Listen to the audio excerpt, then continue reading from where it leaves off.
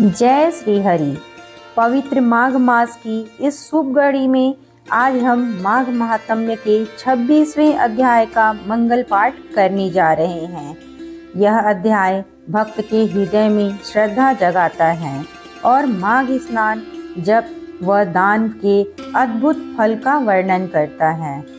जो भी श्रद्धालु भावपूर्वक इस अध्याय का पाठ या श्रवण करता है, उसके जीवन से पापों का क्षय होकर पुण्य का संचय होता है।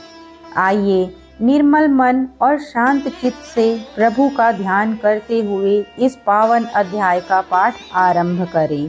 पथिक कहने लगा कि हे प्रेत, तुमने सारस के वचन किस प्रकार और क्या सुने थे, सो कृपा करके कहिए।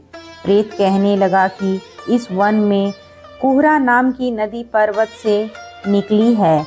मैं घूमता घूमता उस नदी के किनारे पहुंचा और थकावट दूर करने के लिए वहां पर ठहर गया। उसी समय लाल मुख और तीखे दांतों वाला एक बड़ा बंदर वृक्ष से उतरकर जल्दी से वहां पर आया जहां एक सारस सोया हुआ था। उस चंचल बंदर ने कई एक पक्षियों को देखकर उस सोए हुए सारस को दृढ़ता से पैरों से पकड़ लिया और तो सब पक्षी उड़कर वहां से चले गए, परंतु सारसी भयभीत होकर विलाप करती हुई वहीं पर रुक गई। नींद के दूर होने तथा भय से नेत्र खोलकर सारस ने बंदर को देखा और मधुर वाणी से कहने लगा, हे बंदर, तुम बिना अपराध मुझको क्यों दुख देते हो? इस संसार में राजा भी केवल अपराधियों को ही दंड देता है। तुम्हारे जैसे श्रेष्ठ प्राणी किसी को पीड़ा नहीं देते। हम अहिंसक और दूसरे के कर्मों को नहीं देखते। जल की काई खाने वाले, आकाश में उड़ने वाले, वन में रहने वाले, अपनी स्त्री से प्रेम करने वाले, दूसरों की स्त्री को त्यागने वाले, दूसरों की बुराई से दूर रहने वाले, चोरी ना करने वाले, बुरों की संगति से वर्जित, किसी को कष्ट ना देने वाले हैं। सो इस प्रकार मुझ निरपराधी को हे बंदर छोड़ दो। मैं तुम्हारे पहले जन्म के वृत्तांत जानता हूँ। यह वचन सुनकर वह बंदर उसको छोड़कर दूर बैठ गया और कहने लगा कि तुम मेरे पूर्व जन्म के वृत्तांत को कैसे जानते हो? तुम अज्ञानी पक्षी हो और मैं वन में घूमने वाला हूँ। सारस कहने लगा कि मैं अपनी जाति की स्मृति के बल से तुम्हारे पूर्व जन्म का सब वृत्तांत जानता हूँ। तुम पूर्व जन्म में विंध्य पर्वत के राजा थे और मैं तुम्हारे कुल का पूज्य पुरोहित था। तुम राजा होकर अपनी प्रजा को पीड़ा दिया करते थे। विवेकहीन, तुमने बहुत सा धन इकट्ठा किया। सो वानर, प्रजा की पीड़न रूपी अग्नि की ज्वाला से तुम पहले ही तप चुके हो। पहले तुम कुंभीपाक नरक में गिराए गए। तुम्हारे शरीर को नरक में 3000 वर्ष बीत गए। फिर नरक से निकलकर बचे हुए पापों के कारण इस बंदर योनि में आए और मुझको मारना चाहते हो। पूर्व जन्म में तुमने ब्राह्मण के बाग से लूटकर बलपूर्वक फल खाए थे। उसका यह भयंकर फल हुआ कि तुम बानर और वनवासी हुए। प्राणी अश्वमेध अपने किए हुए कर्मों को भोगता है, इसको देवता भी नहीं हटा सकते।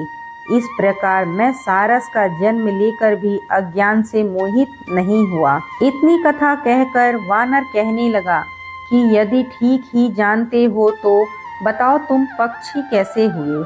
सारस कहने लगा कि मेरी दुर्गति का कारण भी तुम सुनो। तुमने नर्मदा नदी के किनारे पर सूर्य ग्रहण के समय बहुत से ब्राह्मणों के निमित्त 100 ढेर अन्न के दान किए थे। मैंने पुरोहिताई के मत से थोड़ा सा ब्राह्मण को दिया और बाकी सब मैं अपने हर ले गया।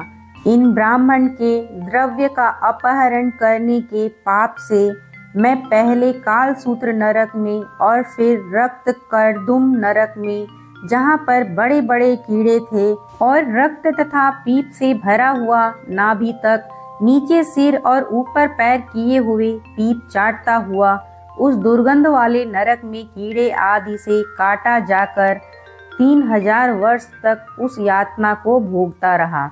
मैं नरक के दुख का वर्णन नहीं कर सकता। फिर नरक की यातना से मुक्त होकर यह सारस का जन्म पाया, क्योंकि पूर्व जन्म में अपनी बहन के घर से कांसे का बर्तन चुराया था। इसको मैंने एक जुआरी को दिया था। इसी से मैं सारस योनि में आया। यह मेरी स्त्री पिछले जन्म में ब्राह्मणी थी। इसने भी कांसे की चोरी की थी। इसी से यह मेरी स्त्री और सारसी हुई। यह सब मैंने तुमसे कर्म फल कहा। अब भविष्य की बात भी सुनो। अब मैं, तुम और यह मेरी स्त्री भी हंस होंगे और कामरूप देश में सुख से निवास करेंगे। फिर इसके पश्चात गौर योनि में और फिर जाकर दुर्लभ मनुष्य योनि को प्राप्त होंगे। इसमें मनुष्य पाप और पुण्य दोनों ही कर सकता है। इस प्रकार शिव की माया से यह सारा जगत मोह को प्राप्त होता है। न केवल हम ही, परंतु इस संसार के सभी जीव प्रवृत्ति मार्ग में फंसकर अच्छे और बुरे कर्म करते और उनका फल भोगते हैं। इसलिए सब प्राणियों को धर्म का सेवन करना चाहिए। देवता, असुर, मनुष्य, वाघ, कीड़े मकोड़े सभी के कंटक रूपी मार्ग नहीं छूटता। केवल वेदांत जानने वाले योगी ही इस मार्ग से बच सकते हैं। इसी कारण बड़े बड़े महात्मा भी कर्म फल को नहीं टाल सकते। उपाय से तथा बुद्धि से कोई भी इसको नहीं बदल सकता। तुम पहले राजा थे, फिर नरक में गए, अब बंदर की योनि में वन में फिरते हो और फिर भी ऐसा ही जन्म पाओगे। ऐसा विचार कर आनंद पूर्वक और धैर्य धर कर विचरते हुए काल की प्रतीक्षा करो। तब वानर ने कहा कि पहले जन्म में मैं तुम्हारी पूजा करता था, अब तुम मुझको प्रणाम करते हो। तुम जाति के स्मरण से मेरे पूर्व जन्म के वृत्तांत को जानते हो। आनंद पूर्वक रहो, तुम्हारा कल्याण हो। तुम्हारे वचनों को सुनकर मैं मोह रहित होकर वन में विचरूंगा। प्रेत कहने लगा कि हे पथिक, मैंने नदी के तट पर बंदर और सारस का यह संवाद सुना। तब मुझको बोध हुआ और मोह तथा शोक का नाश हुआ। और इसी प्रकार माघ मास के 26वें अध्याय का पाठ पूर्ण हुआ। बोलो श्री विष्णु भगवान की जय।